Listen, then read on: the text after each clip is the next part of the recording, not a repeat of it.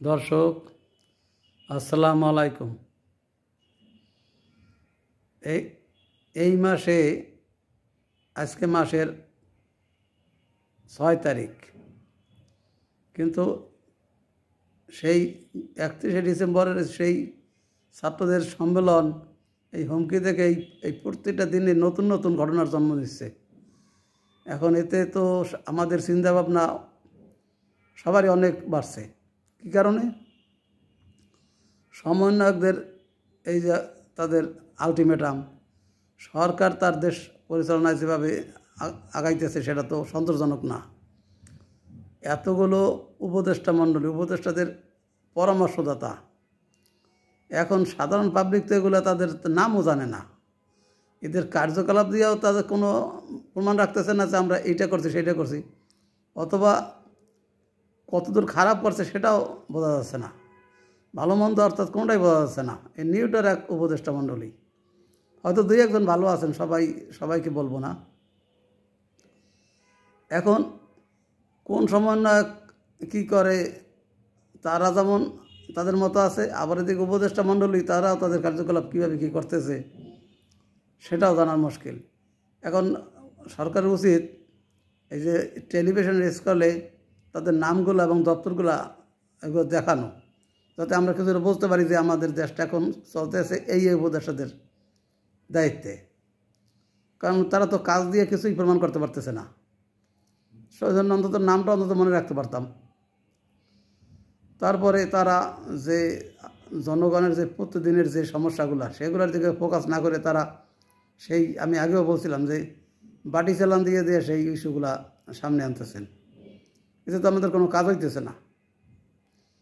তারা যদি কাজের দ্বারা জনগণকে একটু স্বস্তি দিতে পারে, সেটাই তো তাদের কাজের জন্য, তাদের ক্ষমতার জন্য একটা দীর্ঘায়িত করার বা ক্ষমতা যে সঠিকভাবে চলতেছে সেটা মূল্যায়ন করার একটা সুযোগ আসবে। এছাড়া তো তাদেরকে আমরা নামে মাত্র কয়েকজন সমন্বয়ক, কয়েকজন উপদেষ্টা, এগুলো দেখে তো আমাদের পেট ভরবে না। এখন কথা হয়েছে তারা ইতিহাস নিয়ে বেশি ঘাটতেছেন। ইতিহাস তো ঘাটার কিছু নাই। ইতিহাস থেকে মানুষের শিক্ষা নেয়। ইতিহাস তো ফিরে যাওয়া যায় না। কারণ আমরা যদি ইতিহাসের চিহ্ন ধরি কোনো জায়গায় মসজিদ ভাঙে, কোনো জায়গায় মন্দির ভাঙে, অজুহাত দেয় কি এই আমলে এটা ছিল, ওই আমলে এটা ছিল, এটা আমরা পুনরুদ্ধার করছি। এটা কি পুনরুদ্ধার সম্ভব? তাহলে তো ওই আমলে যাইতে হবে। তো ওই আমলে কি যাওয়া সম্ভব? হ্যাঁ, কারণ অতএব বুঝতে হবে যে ইতিহাস থেকে শিক্ষা নিতে হবে, কিন্তু ইতিহাসে ফিরে যাওয়া যায় না। তারপরে এই যে সমন্বয়করা, তারা তো তাদের যে আন্দোলন, এখানে তারা কারো অবদানকে স্বীকার করতেছে না। আমি যে আগেই বলছিলাম যে তারা ডে বাই ডে এক একজন ধরতেছে, এক এক দলের নেতাদের ধরতেছে, এক এক দলের সাধারণ জনগণের উদ্দেশ্যে কিছু বলতেছে যে সম্পূর্ণ তাদেরই আন্দোলনের ফসল। এই যে ফারুক খান, এই যে ফারুক গতকাল যাকে মারা হলো, সে তো একসময় যথেষ্ট হুঙ্কার দিয়ে কথা বলতেন এবং ছাত্র সমন্বয়কদের একবার প্রথম সারির একজন লোক। হয়তো তিনি সমন্বয়ক না, কিন্তু সে তো একটা তার গণ অধিকার পরিষদের একজন নেতা। সে তো তাদের পক্ষে কথা বলছে। আমার মনে আছে বীরগিরিয়া সাখাওয়াত সাহেব যখন স্বরাষ্ট্র মন্ত্রণালয়ে ছিলেন, কি এক কথার ভুলে তাকে পদত্যাগ করানোর জন্য সে টিভিতে এমনভাবে হুঙ্কার জুঙ্কার মারছিলেন যে টিভিটা শেষ পর্যন্ত বন্ধ করতেছে। কারণ তার ওই যে অভাব দেখা গেছিল, ওটা রীতিমতো ভয়ের মতো ছিল।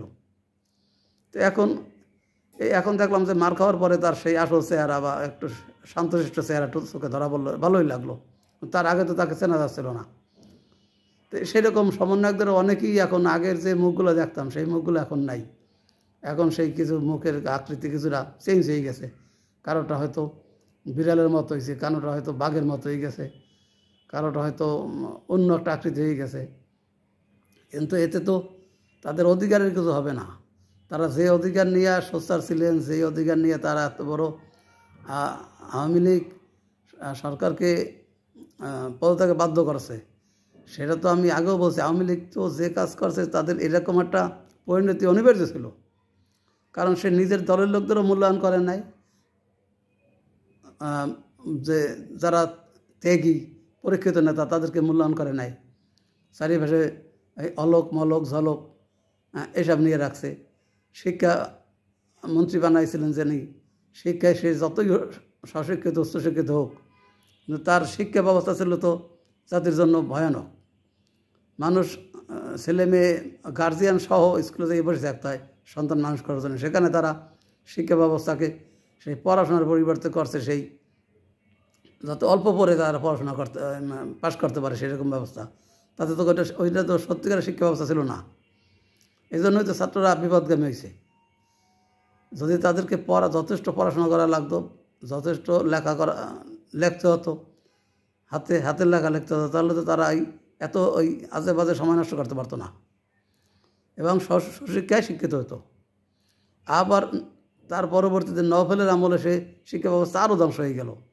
সে গেল খিচুড়ি রান্না, ঠোঙা বানানো, এসব দিয়ে সেই আরম্ভ করলো আর এক শিক্ষা ব্যবস্থা, যার জন্য সে দিনে দিনে আওয়ামী লীগ একটা হাস্যকর দলে পরিণত হয়েছিল এবং দুর্নীতি লুটপাট এই এত যে দুর্নীতি তার যে আওয়াজগুলো বিভিন্ন দিকে আসছিল, পত্রপত্রিকায় বেরোচ্ছিল, একটারও কোনো ব্যবস্থা নেওয়া হয় নাই।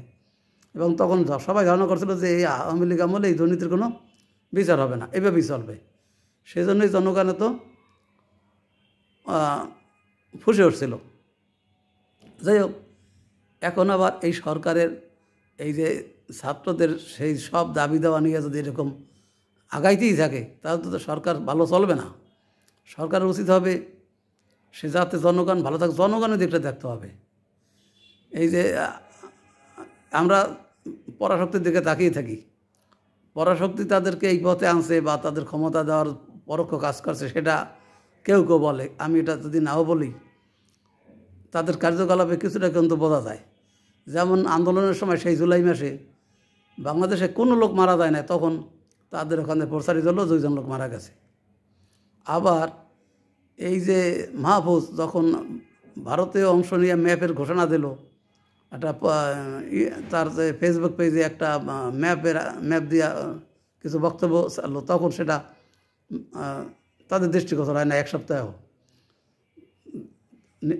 তারপর যে জাতীয় নিরাপত্তা উপদেষ্টা আমাদের সরকারের যে প্রশ্ন ফোন করছে কয়েকদিন আগে, কিন্তু তারা আংশিক জানাইছে যে আমাদেরকে তারা সহযোগিতা করবে। সহযোগিতা তখন মাত্র 24 দিন সামনে, তো 24 দিনের জন্য কী সহযোগিতা? 24 দিন পরে তো নতুন সরকার আসবে। তারপরে যাই হোক, ভালো কথা ভালো মন্দ যাই বলুক, সে সবটা আবার স্বীকার করে নাই। তাকে যে বাংলাদেশের সংখ্যালঘু নির্যাতন বা এইসব বিষয়ে যে দেখাশোনা করতে বলছেন বা এইসব বিষয়টা বিচারে আওতায় আনতে বলছেন সেটা বলে নাই। সে বলছে আমাদের সহযোগিতা করবে, তাদের সমর্থন আছে। আবার শেখ সুলেমান এখন ভারতে আসছেন, সে কিন্তু এখন বাংলাদেশের দিকে আর তাকান নাই। তো এরকম আমাদের সরকার বুঝতে হবে যে আমরা বাইরে থেকে আমাদেরকে কেউ সরকার চালিয়ে দেবে না। সরকার চালাইতে দিলে দেশের জনগণ যেভাবে ভালো থাকে সেই চেষ্টাটা তার করতে হবে। সমন্বয়কদের সব কথা যদি সমর্থন জোগাইতে হয়, সমন্বয়কদের কথা মতো চলতে হয়, তাহলে তো সরকার টিকবে না। সরি। তারপরে এই যে আমাদের কেয়ারটেকার কথা বলি, এই সরকার তো কেয়ারটেকার না, ইন্টেরিয়ার। আওয়ামী লীগ আমলে সেই কেয়ারটেকার আমলে সেই আগে একবার সেই লতিফুর রহমানকে দিয়েছিলেন। লতিফুর রহমান তো সেই শুনছি ফরিদপুরে জামাই ছিলেন, শান্তি মিয়া, কিন্তু তিনিও তো সেই সরকার তার ক্ষমতা নেওয়ার সাথে সাথে সে একটা সিগন্যাল দিয়ে দিলেন যে তিনি কী চান। তাতেই কিন্তু সেই আওয়ামী লীগের ওই নির্বাচন শেষ পর্যন্ত বা নির্বাচনের পরে যেটা হয়েছে সেটা আমি বাদ দিলাম, নির্বাচন হওয়া পর্যন্ত যে বাংলাদেশে যে পরিমাণ জুলুম নির্যাতন হত্যাযজ্ঞ চলছে, তাতে জনগণ বুঝছে যে সরকার কী চায়। তারপর সেই এলাকার নির্বাচন কমিশনার বানাইছিলেন সেই নিজের ফরিদপুরের লোক আবু সাইদ, তারও তো সেই দুষ্টরা পালিয়ে গেছে এই উক্তি, কিন্তু সে ফিল্ডে তো কিছুই করে নাই। সেই একই নাম দিয়ে ওখানে উল্লেখ লতিফুর রহমানের নামও কিন্তু শান্তি মেয়ে ছিল, তিনিও কিন্তু অশান্তির মানে চরম চর্চা করে গেছেন। আবার এখনও কাকতলীভাবে আমাদের উপদেষ্টা কিন্তু শান্তিতে নোবেল, তারও কিন্তু কার্যকলাপ বা তার শাসন কার্য কিন্তু মানুষের মনে চরম ক্ষোভ এবং অশান্তি তৈরি করতেছে। তো এগুলোর দিকে খেয়াল করতে হবে। তো আমি সবসময় খালি এই দিকে ভাববো যে সাধারণ জনগণের কথা ভাববো না, এই সমন্বয়করা আমাকে বসিয়েছে, সমন্বয়করা আমাদেরকে আমার নিয়োগদাতা, সমন্বয়করা আন্দোলন করছে ওই পর্যন্ত শেষ। তারপর তাদেরকে এই যে উপদেষ্টা পরিষদে নেওয়ার পরেই তো এই সমস্যাটা তৈরি হয়েছে বেশি। কারণ বাইরে যারা ছিলেন বা বাইরে যারা এখন আছেন তারা তো একটা গ্রুপ হয়ে গেছে। এই যে এই সমন্বয়করা সেই শুনলাম যে এখন বিভিন্ন জায়গায় মার খাইতেছে, কেউ হত্যাযজ্ঞের শিকার হয়েছে, কিন্তু আবার দেখলাম ওই দিন সমন্বয়করা তাই 31 তারিখে সম্মেলন করবে, সেখানে 158 জনই বলছে। তার মানে যারা মারা গেছে তারপর তাদের সংখ্যা কমে নাই। তো হয়তো দেখা যায় যে ওইটাই তাদের সংখ্যা কমবে না, ওই 158ই থাকবে, মারা গেলেও থাকবে, আর আহত নিহত মানে আহত বা অনুপস্থিত থাকলেও ওই 58ই থাকবে। তো এতে কাজ হবে না। কারণ তারা যেটা করতেছিলেন 5ই আগস্টের কিছুদিন পর্যন্ত তাদের প্রতি সমর্থন ছিল, যদি তারা ভালো কিছু করে ওয়েলকাম। কিন্তু তারা যেভাবে সেই একবারে 71-এর বিরোধী সব কিছু নিয়ে টানাটানি শুরু করছে, এই বঙ্গবন্ধুর ভাস্কর্য, বঙ্গবন্ধুর বাড়ি, বঙ্গবন্ধুর নামাঙ্কিত বিভিন্ন প্রতিষ্ঠান, মানে কী যেন স্বাধীনতা, মানে স্বাধীন দেশের আবার তারা স্বাধীন করছে। তার মানে কি, স্বাধীন দেশে স্বাধীন করলে সেটা তো পরাধীন হয়ে যায়, তাহলে সেটা কি, এটার কি স্বাধীনতা বলে? তারা তো ওই দিকেই হারতেছে। পাকিস্তান আমাদের যে প্রধান উপদেষ্টা যে তার মুখে যাই বলুক, তার যে মনে যাই থাকুক, মুখে তো তার ওই কথাটা উচ্চারণ করা উচিত যায় নাই যে ভারত 7 সিস্টারে সমস্যা হবে। তো এই তার এক কথাই তো সবাই প্রমাণ পাই গেছে যে ওনার মোটিভ কী। এখন উনি প্রকৃত অর্থে যদি সেই ভারত বিরোধী নাও হয়, সবাই কিন্তু তাকে ওইভাবে ধরে নিয়েছে এবং তার উপদেষ্টা বা সমন্বয়করা যারা ভারত বিরোধী আছে, ভারত বিরোধী, তারা কিন্তু তাকে ইন্ধন দিতে আছে এবং তার যদি অপকর্ম করিয়ে নিচ্ছেন এবং দুর্নামের ভাগীদার কিন্তু উনি হইতেছেন। তো সেই হিসেবে এই ভারত বিরোধিতা না করে পাকিস্তানের দিকে আমরা তাকাবো। পাকিস্তানে তো আমি আগেও বলছিলাম, পাকিস্তানে তো আমাদের দেওয়ার কিছু নাই, তার নিজের দেশই তো সেই নানা সমস্যা জর্জরিত। বেলুচরা তো স্বাধীনের যাবে কিছুদিনের মধ্যে হয়তো তারপরে সেই আফগানিস্তানের সাথে যুদ্ধ চলতেই আছে। তো এখন তারা আবার আমাদের দেশে কি দেবে? আমরা পাকিস্তানের জনগণ আমাদের বন্ধু হতে পারে, আমরা তাদের জন্য ওয়েল উইশার হিসেবে থাকবো, কিন্তু সরকারিভাবে তো তাদের সাথে আমাদের ফোকাস করার দরকার নাই। আর ভারতের আমি বলি না যে ভারতের কাছে একেবারে আপনারা খুব ক্লোজ হন, রাষ্ট্র টু রাষ্ট্র যেভাবে থাকা দরকার সেভাবেই থাকবেন, কিন্তু বিরোধিতা করা দরকার কি? বিরোধিতা যদি পছন্দ না হয় সেটা মনে থাকবে, সেটা তো প্রকাশ করার কিছু নেই। এই রাহা ক্লাবে 5,000 অবসরপ্রাপ্ত সেনা, তাদের ভিতরে আরও 1,000 আছে জওয়ান। তাই এখন এইটা যদি হুঙ্কার দেয়, তা তো ভারতে কি নাই এরকম অবসরপ্রাপ্ত জওয়ান? অবসরপ্রাপ্ত সেনা কর্মকর্তা আছে, আবার জওয়ানও আছে। তাহলে আমার দেশে যেটা আছে তাদের দেশে তো ওইটা আছে, তাহলে ওটা বলার দরকার কি? বরং আরও যে হুমকি তারা দিয়েছে, তাদের কথাই বোঝা গেল যে তারা হুমকিটা দেওয়ার পরে তারা রীতিমতো হাঁটু গাড়ি বসে সেই ইনহেলার নেওয়া লোক। তো এগুলো দরকার কি? অতএব জনগণের যেভাবে ভালো হয় সেইভাবে সরকারেরও চালানো উচিত, আর সমন্বয়কদের এটা বোঝা উচিত যে আমরা সামনে উন্নতি কী করতে পারি। অতএব এইভাবে সবার সামনে আগাতে হবে। আসসালামু আলাইকুম।